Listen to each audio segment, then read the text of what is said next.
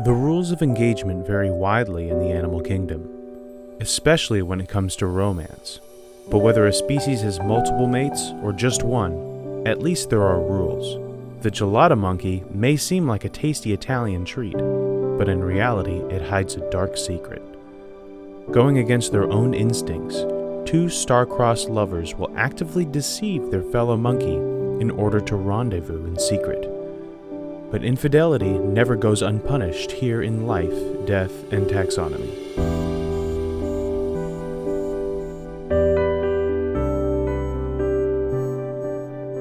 Welcome back to Life, Death, and Taxonomy. It's your 30 minutes of interesting animal info. I'm Joe. And I'm Carlos. And today we're talking about a guilty little monkey. But more on that later. So much more guilt. It's disgusting. This is our first monkey, I think, right? First real monkey. We did an orangutan, which is an ape. Right. So we're finally delving into the monkey zone. The Monkey Town. Yeah, that's it.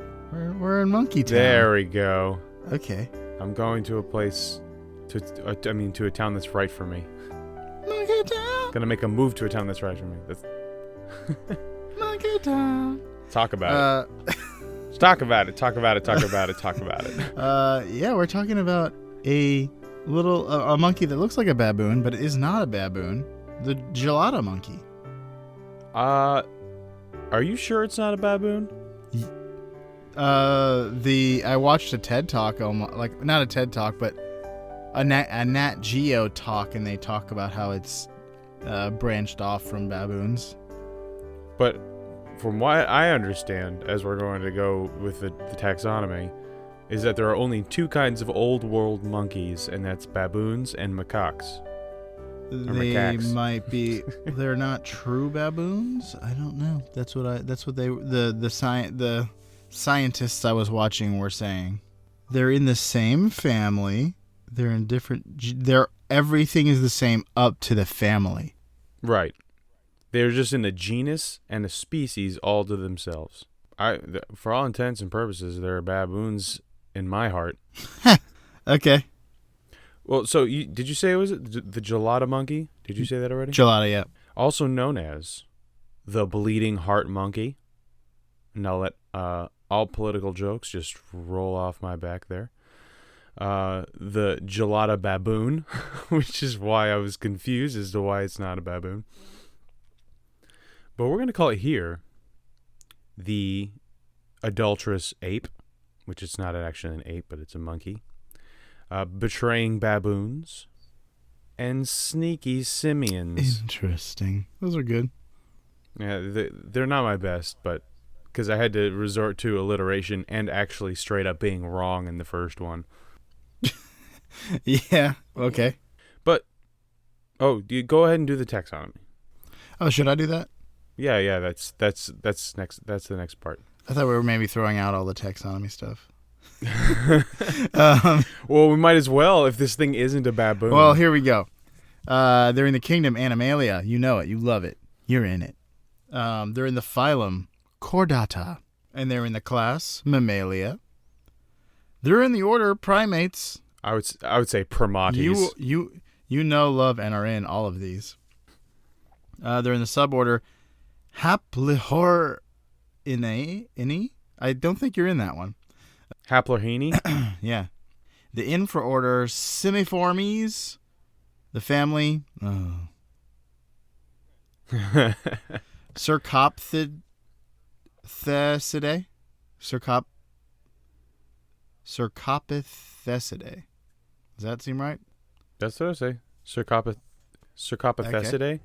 And that's baboons and macaques. Okay. And then the genus is Theropithecus. Yeah. That's a good one. I like that. Theropithecus. Yeah. And then the species is Gelada. Theropithecus gelada. Delicious. Nutritious. Gelato, I mean. Not that nutritious. Are you ready to hear what this thing? No, because since we're in the business of naming things, oh, it's time for listeners' favorite part of the show, critter groups, which a secret private poll has proven. It's a dubious claim. And In this segment of the show, I, Carlos, asked Joe a specific question. It's the same question every time, and that is, what is the name of the collective noun for this animal? I chose baboons for this one because I was under the impression that this was a baboon, and so I didn't go with monkeys. It seems like maybe they were saying that it's distinct from African baboons. Maybe that's what they were saying. Oh, yeah, for sure. But there are lots of different kinds of baboons. Yeah. So, no, for all the way intents this and purposes, thing looks, it looks like a baboon to me. Same. Anyway, so if you saw a group of Gelada monkeys out there in the distance, would you say that you're looking at A, a herd of Gelada monkeys, B, a shuffle of Gelada monkeys, C, a troop of Gelada monkeys, or D, a court of Gelada monkeys? A herd. Final answer? Yeah. Incorrect. That's not incorrect. It's a troop. I mean, yeah, it's probably also a troop, but these scientists kept calling it a herd over and over and over again, so. It's because they're dumb and they don't know what they're talking about. They're dumb. They're the dumbest scientists. We're the smartest scientists. I did a Google search, and so I know the answer. I mean, I definitely knew a troop of monkeys was a thing, but I didn't. I thought maybe the geladas were special, or the baboons were special. But okay. I saw that the Huffington Post article called it a herd, but baboons are called a troop, so I guess it's because they don't understand how to classify this thing. Well, I feel like a herd is like a catch-all term. I wouldn't say a herd of fish under any circumstances. I would. It'd be funny. That'd be rude and disrespectful to fish in general. Okay. The gelada looks similar to baboons, and maybe even is one, with stocky bodies and strong protruding jaws. They're often called bleeding heart baboons, you mentioned, because they have this patch of red on their chest, which has reasons I'll get into in a bit. They're a genus of grass-eating monkeys, which makes them a little bit more distinct from your other traditional baboons, who have very omnivorous diets. But they're called the bleeding heart baboons because of their characteristic bare red patch on their chest, which is important in mating and selecting a mate. They also have thick brown hair that keeps them warm in the high Ethiopian mountains at nights. And then males have large canine fangs that are among the largest among primates relative to body size. Males grind their top canines against the bottom row to sharpen them in preparation for a fight. Ugh. That's pretty hardcore. They need to see a dentist for grinding their teeth. They need like a retainer or something. Uh-huh. Well, we'll pay them like every month just to keep them available. Okay. Are you ready for the listener's actual favorite part of the show? We already did that, so I don't know No, what you're welcome to the talking about. listener's favorite part of the show until empirical evidence proves otherwise. The part of the show where I pose quiz questions to Carlos to convey the animal's size and dimensions in relatable terms. Welcome back to the Season of Woe, the last episode of the Season of Woe.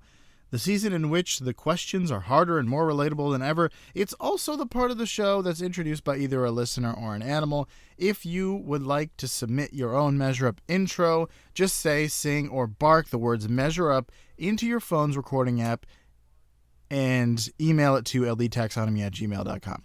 Today we have a new Measure Up from a longtime friend of the show, Julia. You may recognize her voice from... Hooray! Yeah, you may recognize her voice from the end stinger. Without further ado, the listener's favorite part of the show. Hello, I am Julia, and I like to say, measure up. Thank you. That was excellent. That was high quality, Yeah, which is what we've come to expect from Julia. every time. Uh-huh. Don't change. Very good. Very good Measure Up, Julia. Thank you very much. Let's get right into male weight. The males weigh on the upper end about 18.5 kilograms or 40.8 pounds. How many gelatos go into the weight of the world's largest gelato? Not including the cone. The cone. So there is a cone to this gelato. There is, but not including that in the weight. In fact, here's a hint. The gelato cone was made by Italian confectioners at the International Exhibition of Ice Cream. The cone was made of more than 2,000 wafers and 700 kilograms of white chocolate coating. 700 kilograms? Yeah, that seems like so much, but I guess white chocolate is extremely dense. I know, but what's that? Still like 1,500 pounds? Yeah, I don't. That sounds crazy to me. Okay. Well, that was. It says that's how much it took. They went through to make it. Maybe they spilled a lot. That was the best hint you've ever given me. You think that? Yeah. Turns out the gelato's only 6 pounds. Wow. So this is a big wafer boy. So at first I was like, oh, if there's a cone, then it can't possibly be swimming pool sized, but sounds like it might be. You said 18 pounds for the Gelada Monkey? Yep. All right, I'm going to say that the largest gelato without the wafer, without the cone and its white chocolate goodness, its dense white chocolate goodness, is 9,000 pounds. That sounds like a lot, but if your cone is 1,500, then we're working with a lot here. Okay. I'm gonna go with 450 monkeys. Yes, 450 monkeys go into the largest gelato. Okay. So the gelato only weighs about 70 kilograms or 154 pounds. So that's 3.7 monkeys. Yeah, I put the link. I will put the link in the show notes. Go check it out. It's a 1,500. Yeah, it says 100. It's a 1,500 pound cone. Yeah, I guess you would have a cone that's heavier than if you're trying to make a giant ice cream cone. The cone would have to be heavier. But I don't know about that much. But anyway, that's what it says. I just checked it again. It says 700 kilograms of white chocolate and 170 kilograms of gelato. Wow. So it's tenth of it. It's a 90-10 ratio. Uh-huh.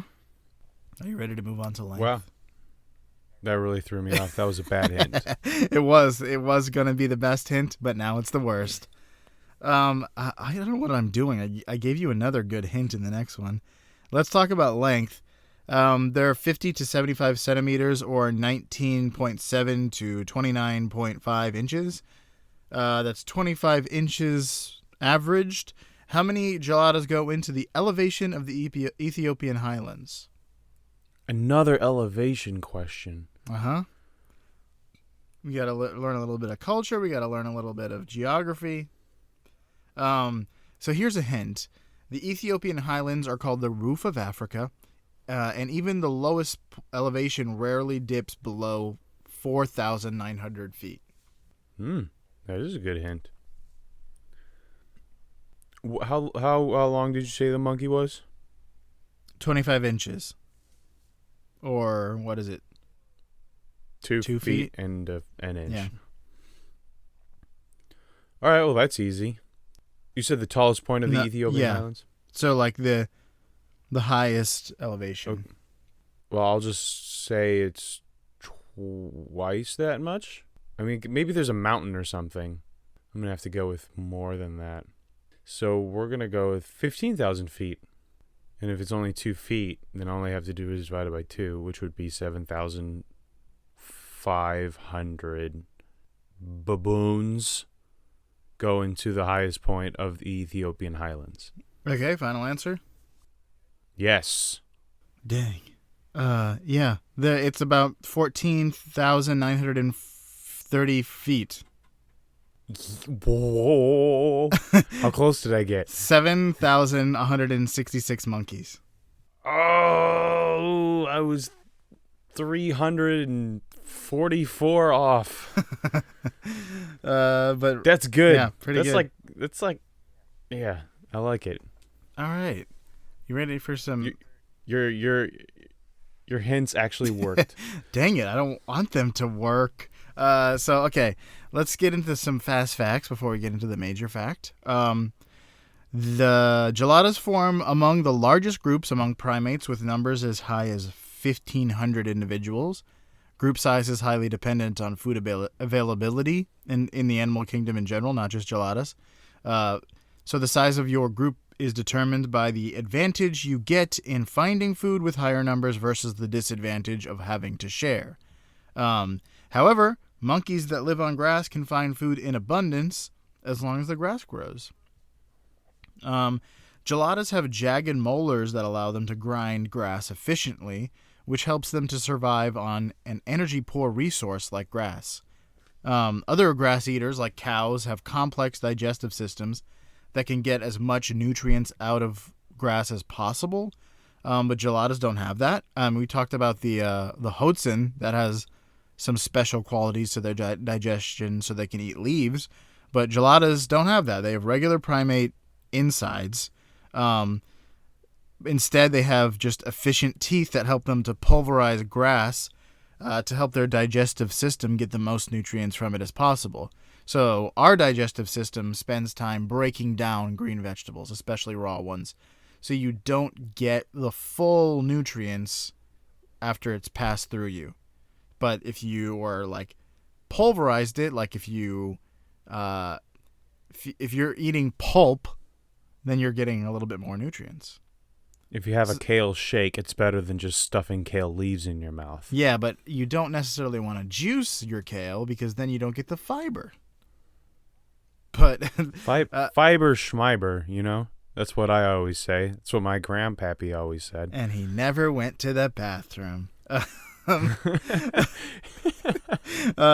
Still hasn't. Not since 92, you know? Once every decade. All right. Geladas can also eat snails, roots, lizards, and pollen, but they're mostly around walking around the grasslands eating grass. Gelada females signal readiness to mate with their chests. They grow red beads that get bigger and redder when they're ready to mate. The beads shrink and grow paler when they reach the end of their mating cycle. Males also have these red patches, and bigger, brighter, redder patches are a signal of like strength and dominance. So males will fight, sometimes to the death. If a rival male takes over a harem, they may kill the defeated male's infants. So they are brutal during mating season. But such is the life of a gelada. And that's about all that's interesting about them. Okay. Well, also to add to the facts, females, when a new alpha male takes over, and if they're gestating the offspring of the previous alpha male, they can spontaneously give miscarriages. Yeah, it's basically because purpose-ish. They know that it's going to be killed as soon as it's born, so they basically cut their losses because it takes a lot of resources to gestate an infant. So yeah, they cut their losses. And very brutal. Yeah, and also in the description portion, I couldn't. Whenever I saw pictures of these guys, they look so much like lions. They have these huge manes, and especially if you don't see their face, there was one where there were these two geladas facing down to fight, and the one that was facing away, where I couldn't see its head, it's just its mane and its body and tail. I was like, that looks like a mini lion. It's adorable. They have those manes for the same reason lions do, because it makes them look bigger. It makes a big mane means, a big dominant male. Yeah, it's sexual selection. Uh-huh. But you know what my least favorite flavor of gelato is? Grass? Betrayal. What? Because these monkeys are unfaithful. Oh, They're betrayal. unfaithful I thought you monkeys. said the trail. No, I was like, betrayal. Rocky Road? Is that what you meant? That's the best flavor. That's not even a gelato flavor. So Gelada monkeys, they hang out in, like you said, troops that number up to like 1,000 or maybe even 1,500. Their strength in numbers for sure. But within these troops, alpha males tend to lead harems of up to a dozen females. But females aren't the only ones present in these groups. There are also males that are there. There are usually between 1 and 4 subordinate males, so beta males, as well as what the African Wildlife Foundation calls roving bands of frustrated bachelors. Why are they frustrated, you ask? Because only alpha males have mating rights. And that's not uncommon in the animal kingdom, where only the alpha male or the alpha female can mate. That's the case in elephant seals. It's the case in Ethiopian wolves, which the Gelada monkey shares a habitat with. But geladas handle the situation a little bit differently. Sometimes outside bachelors will handle it in what you would think is the normal way, which is they attack the alpha in order to take control of the harem, which is pretty par for the course in the brutal animal world. But other times, a female will actually run off to mate in secret with a beta male. Now, this is an upsetting of an established social order, which is far less common in the animal kingdom. So I'll give you an example. With cuttlefish, beta males will actually disguise themselves as females and be accepted into the alpha male's harem and then mate in secret with the alpha male's harem. But that is not very common. And the Gelada monkey takes it to a whole different level. They actually feel guilty about their secret love. Now, guilty is a bit of a stretch because we don't know what animals feel. I'm sure it's not guilt in the same way that we would feel it, but they do feel, they do not want to be discovered. This is a form of deception. So geladas usually make a lot of vocalizations, like very loud vocalizations during mating. And like most animals, they don't care if you hear or see. They don't care if any other animals hear or see, or if any other members of their species hear or see. There is no shame in mating because they have not experienced the fall like we as humans have. They only experience autumn. So if the habitat where these guys live is a large open field in the Ethiopian highlands. If your mating situation is very loud vocalizations in a very open and exposed place, your infidelity is not going to be secret for very long. So sneaky geladas specifically choose more secluded locations, so specifically at least 65 feet away from the alpha male, trying to break his line of sight with maybe other monkeys or a tree or something like that. And they also, here's the part that really sets them apart, is that they make fewer vocalizations. So they have this instinct to make certain sounds during mating, and they suppress that instinct in order to avoid detection, which this is very uncommon in the animal kingdom. In fact, behavioral ecologist Elisa LaRue says that tactical deception hasn't yet been systematically shown outside humans. So the tactical deception would be as opposed to functional deception, where an animal takes an opportunity that's presented. So, like, for example, macaques only mate when there is no one around to harass them. So they'll hide and make sure that they're out of the line of sight. But it's a different situation than for the Gelada monkey. But I don't know if I necessarily agree with this, even though I'm not a behavioral ecologist.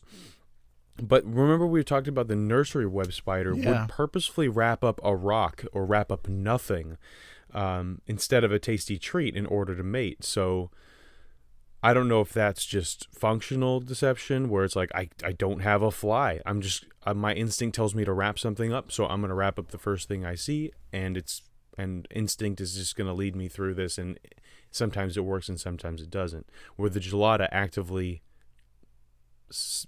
thinks through the process of, all right, I don't want to get caught doing this, so I'm going to do something that is normal in an abnormal way.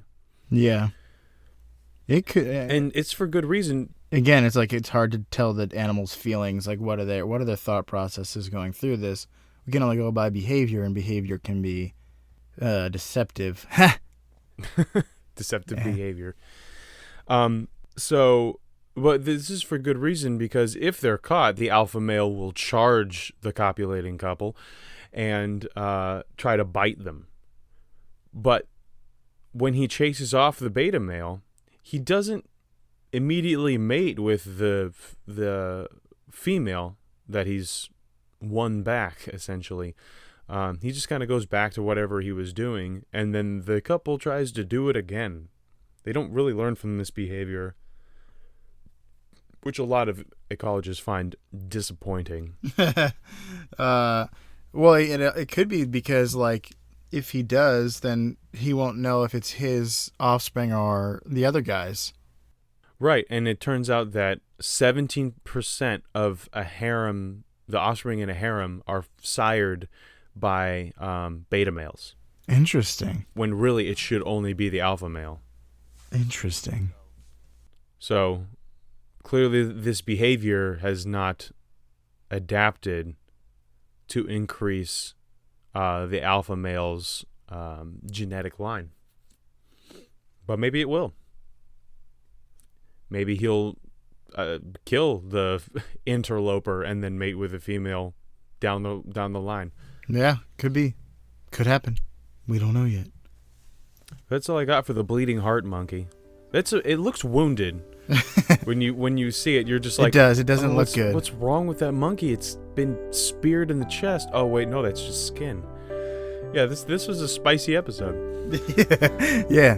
So for you out there in Podcastia, defend those you love, but make sure to stay faithful and true, unlike the gelada in life, death, and taxonomy.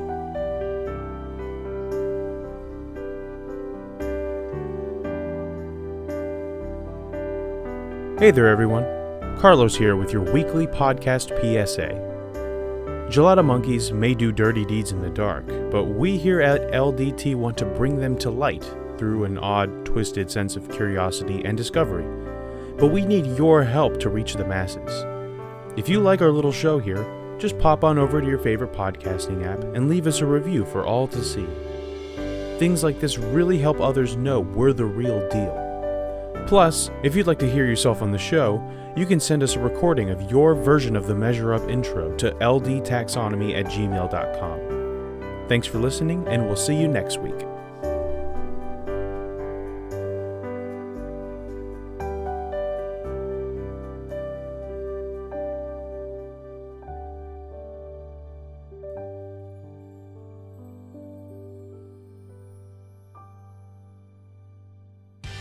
Life, Death, and Taxonomy is my favorite in the world podcast. Finn. Sweet. Went off without a hitch.